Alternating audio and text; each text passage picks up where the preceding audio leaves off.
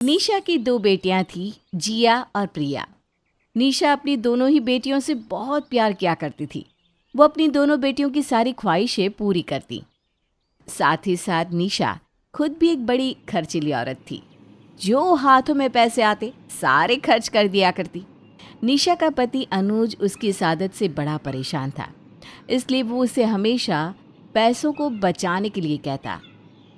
निशा, तुम अगर अभी से कुछ पैसे बचाओगी तो आगे चलकर तुम्हारे और हमारे लिए ही अच्छा होगा। क्या अर्जुन जी, अब आप फिर से शुरू हो गए। महीने में एक बार तो आपको सैलरी मिलती है और उन्हीं मिले हुए पैसों को मैं खर्च करती हूँ, उसमें भी आपको इतनी दिक्कत है। अरे औरों के घर में जाकर देखिए, हर आदमी अपनी बीवी के ऊपर कितने पैसे उड़ाते हैं, और एक आप हैं, एक नंबर के कंजूस, जो अपनी बीवी के ऊपर 1 रुपया खर्च नहीं करते।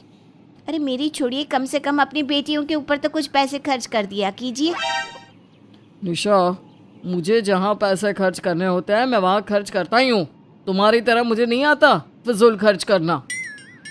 अपने पति की ऐसी बातें सुनकर निशा नाराज होकर वहाँ से चली जाती है।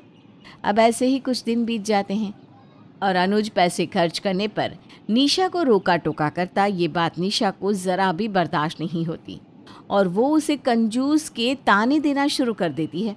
ऐसे ही एक दिन निशा अपनी बेटियों के साथ शॉपिंग करके घर आती है। आज अनुज घर पर ही होता है। माँ बेटियों को इतना शॉपिंग करता देख अनुज निशा से कहता है, कराई शॉपिंग? कहीं कुछ पैसे बच तो नहीं गए ना, या कुछ पैसे कम तो नहीं पड़ गए? आप कहना क्या चाहते हैं, साफ साफ कहिए ना। निशा, अभी हमारी बच्चियाँ छोटी हैं। अगर हमारी बेटियों को अभी से ही पैसों की बचत करना सिखाओगी तो आगे चलकर ये दोनों कम खर्चा करेंगे।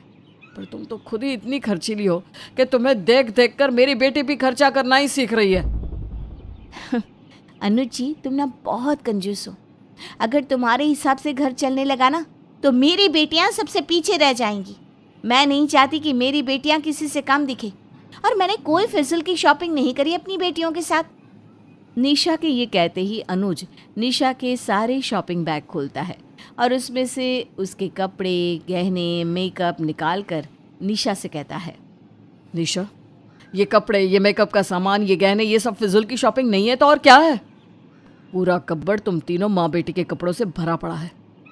पर फिर भी तुम इतने सारे कपड़े ले आई।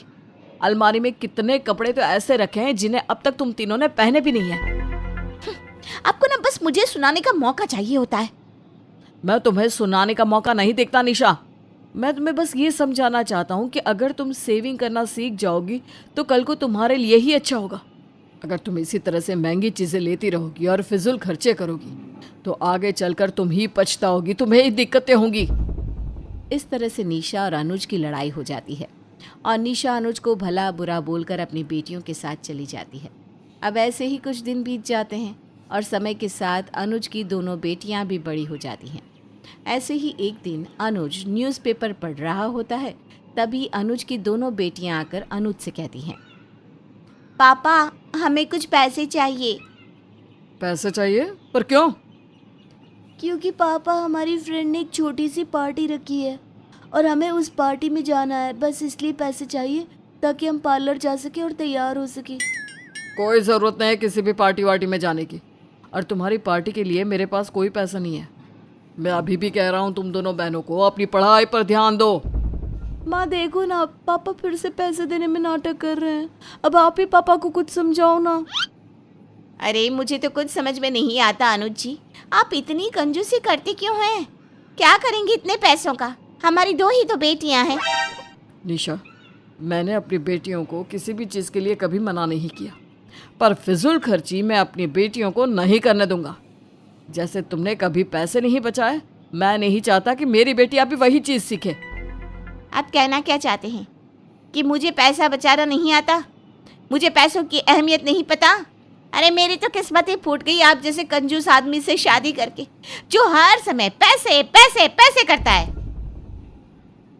एक बार फिर निशा अपने पति से लड़ झगड़ कर अपनी बेटियों को पैसे दे देती है। ऐसे ही दिन बीत जाते हैं और अब निशा की दोनों बेटियां भी निशा की तरह ही खर्चीली हो जाती हैं।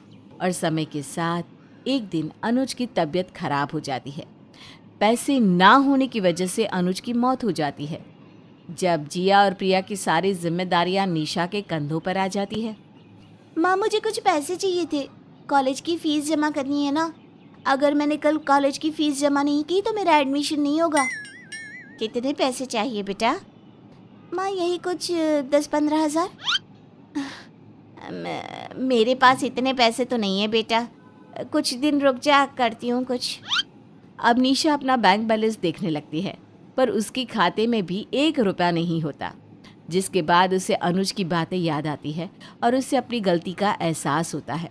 वो अपने पति के फोटो के आगे रोते हुए पति से कहती है, अब बिल्कुल सही कहा करते थे अनुज जी, पर मैंने भी आपकी कभी नहीं सुनी और कभी सेविंग नहीं की।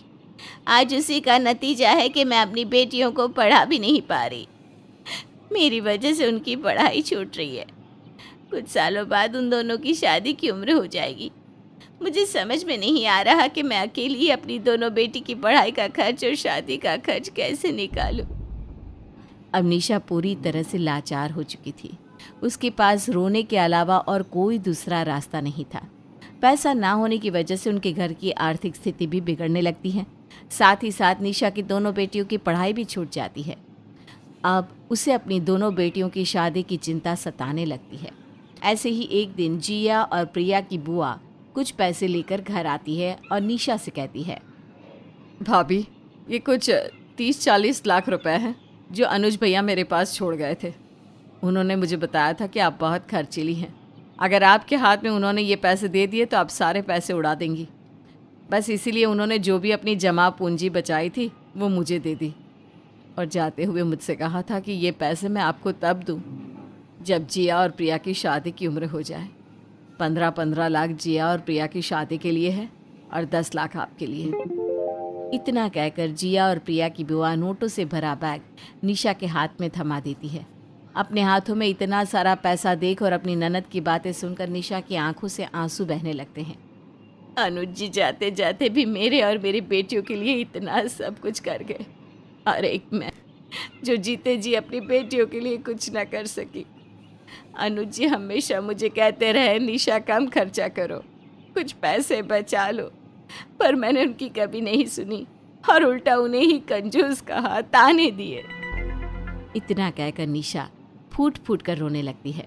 अपनी भाभी को अपने सामने इस तरह से रोता देख जिया और प्रिया की बुआ निशा से कहती है, भाभी बस भी कीजिए, जो होना था सो हो गया। भैया आप तीनों के लिए कुछ पैसे छोड़ कर गए हैं। अब आप इन पैसों से जिया और प्रिया की अच्छे से शादी करवाइए। अच्छा, चलती हूँ मैं। अब निशा उन पैसों से अपनी दोनों बेटियों की शादी करवाती है और बचे हुए पैसों को अपने बुरे समय के लिए बचा कर रखती है। 2 नौकरी करती तो 1 पढ़ाई। अरे दवाई खत्म हो रही है, कोई है जो लेकर आएगा? तभी बड़ी बेटी रिया आ जाती है। हाँ पापा, ये रही आपकी दवाई, अभी खत्म होने में वैसे 2 दिन बाकी हैं। 2 दिन पहले ना बोले तो कौन सुनेगा? चिल्लाना तो पहले से पड़ता है ना कि सामान खत्म है। अच्छा, जल्दी से छोटी चाय बना दे दीदी के लिए। जी माँ। और हाँ, पकोड़े तल लेना, बारिश का मौसम है, मजा आ जाएगा। मैं बाजार से आलू ले आती हूँ माँ, खत्म हो रहे हैं। घर का सारा काम बिल्कुल परफेक्ट चल रहा था।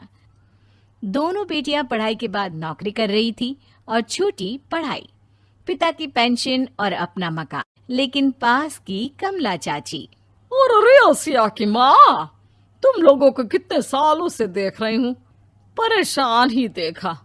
भगवान एक बेटा दे देता तो। अब किसी जन्म का कर्म खराब रहा होगा चाची, जो लड़का नहीं हुआ। वैसे काश एक लड़का हो जाता। पास छोटी बैठकर पढ़ रही थी। वो माँ की बात सुनकर किताब बंद कर देती है और खिड़की में खड़ी हो जाती है। खिड़की के बाहर रवि, जो कि पास ही में रहता है।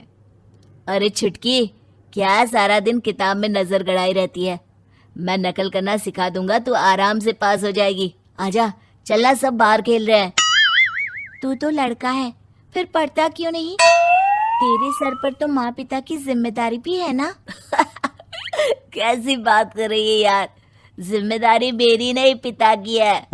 पिता की क्या जिम्मेदारी, बता। देख, माता पिता लड़की की शादी के लिए पैसा जमा करते हैं, उसकी शादी कराते हैं, उसे पढ़ाते भी है ना? हाँ, वो तो सभी माता पिता करते हैं। क्या लड़की की शादी नहीं करते? उसकी भी तो करते हैं ना? हाँ करते हैं, लेकिन क्यों, कैसे? सुन, वो लड़के को पढ़ाते हैं इसलिए कि वो बुढ़ापे का सहारा बनेगा। शादी करते हैं कि उसकी बीवी आकर घर संभालेगी। लेकिन बेटियों के लिए कोई स्वार्थ होता है? नहीं ना। तभी तो पैदा होते ही मुंह बन जाता है। अब तू सोच, तू किसी के घर जाए और वो तुझे देखकर मुंह बना ले तो कैसा लगेगा? वो तो पागल होते हैं। बेटियां जीवन भर माँ बाप के लिए सोच ले, लेकिन फिर भी वो उसे अपना नहीं मानते। बेटे दिन रात निखट्टू बने रहे, लेकिन उम्मीद उन लोगों से फिर भी बहुत होती है ना? चल छोड़ना, तू ये बता कि किस जिम्मेदारी की बात कर रहा था तू पिता की? अरे यही कि अगर बेटे को बुढ़ापे का सहारा और रिटर्न के रूप में देख रहे हैं तो इन्वेस्ट भी तो अच्छा करना चाहिए ना।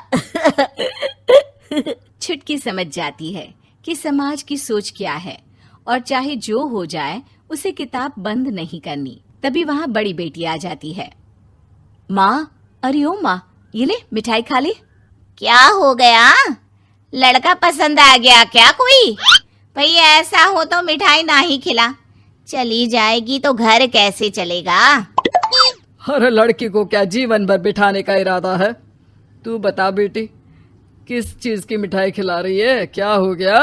अरे पापा, आपको पता है ना, जिस डॉक्टर के अंडर में मैं काम कर रही थी, उन लोगों ने मेरे काम को देखते हुए मेरी स्कॉलरशिप पास करवा दी है।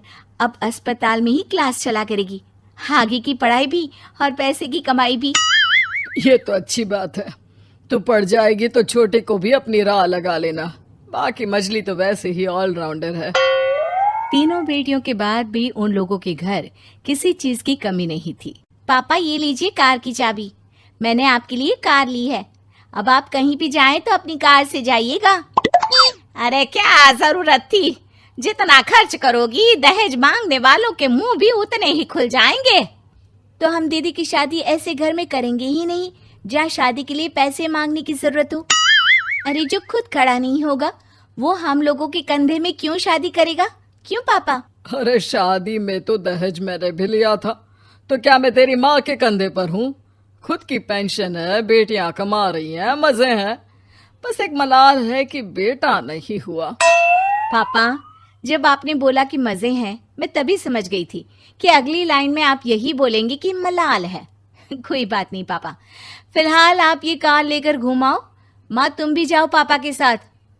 दोनों पति पत्नी बेटी की दी गई गिफ्ट कार में बैठकर घूमने निकल रहे थे कि पड़ोसी बोल पड़ता है। अरे भाई साहब, नई कार, यहाँ तो साइकिल भी बेचने की नौबत है। नजर ना लगाइए भाई साहब, जीवन में कार का सपना पूरा होना हम लोगों के लिए तो बहुत बड़ी बात है। हाँ हाँ, लाखों की कार हम हजारों की कमाई वालों के लिए कहाँ मुमकिन थी, ऊपर से तब जब कोई बेटा भी नहीं है। वैसे भाई साहब, आपकी साइकिल बिक क्यों रही है? भगवान की दुआ से तो आपके 4 लड़के हैं। हाँ हाँ, आपको तो हेलीकॉप्टर से घूमना चाहिए। और खाक हेलीकॉप्टर भाई साहब, अब क्या छुपाना, 2 लड़के तो कुछ कमाते ही नहीं, सारा दिन टीवी मोबाइल में लगे रहते हैं। और बड़े 2 जो किसी तरह जिम्मेदार बने भी हैं, बहू के कहने पर 1 पैसा हम लोगों को नहीं देते। ना इज्जत है ना मान सम्मान। हाँ भाई साहब, भाभी बता रही थी, बहू के होते हुए भी नौकरानी की तरह सारा दिन लगी रहती है घर के कामों में। आप किस्मत वाले हैं भाई साहब, जो बेटियां घर के साथ साथ बाहर का काम भी पूरी जिम्मेदारी से संभाल रही हैं। हाँ वो तो है, लेकिन कब तक?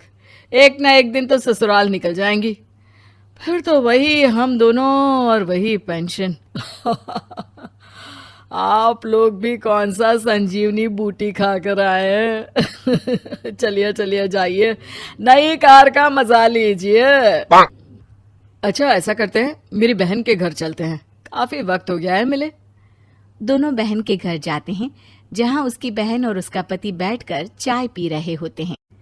अरे भाई भाभी, आज रास्ता कैसे भूल गए आप लोग? अरे हम तो फिर भी भूल गए, तुम तो कभी नहीं आते हमारे घर।